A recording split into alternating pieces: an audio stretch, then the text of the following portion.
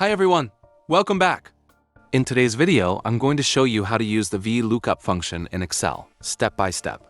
If you've ever had a large table of data and needed to quickly find specific information from it, VLOOKUP can save you a lot of time. Let's start by opening Excel and setting up a quick example. Here, I have a small table with student names in one column, their ID numbers in another, and their test scores in the last column. The goal is to type in an ID number and instantly have Excel tell me the matching student's score. In this example, my table has 5 students, Alice, Brian, Clara, David, and Emma, with ID numbers 101 to 105. I'm going to type 103 into a cell, which belongs to Clara, and I want Excel to return her score. VLOOKUP works by looking up a value in the first column of a table and then returning a value from another column in the same row. To use it, I'll click in the cell where I want the result to appear.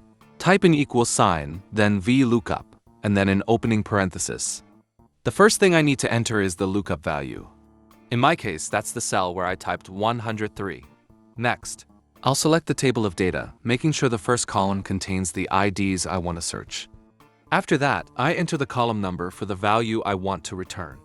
Since the test score is in the third column of my table, I type a 3. The last part is the range lookup. If I want an exact match, I type false. Now I'll close the parenthesis and press enter.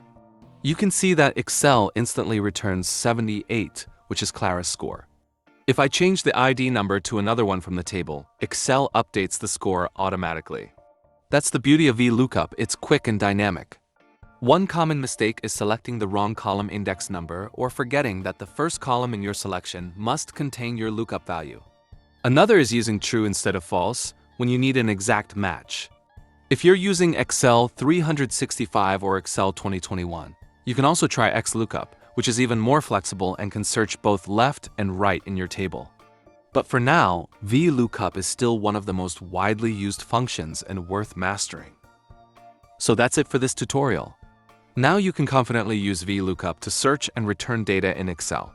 If this video helped you, please like it, subscribe to the channel, and let me know in the comments what Excel feature you'd like me to cover next.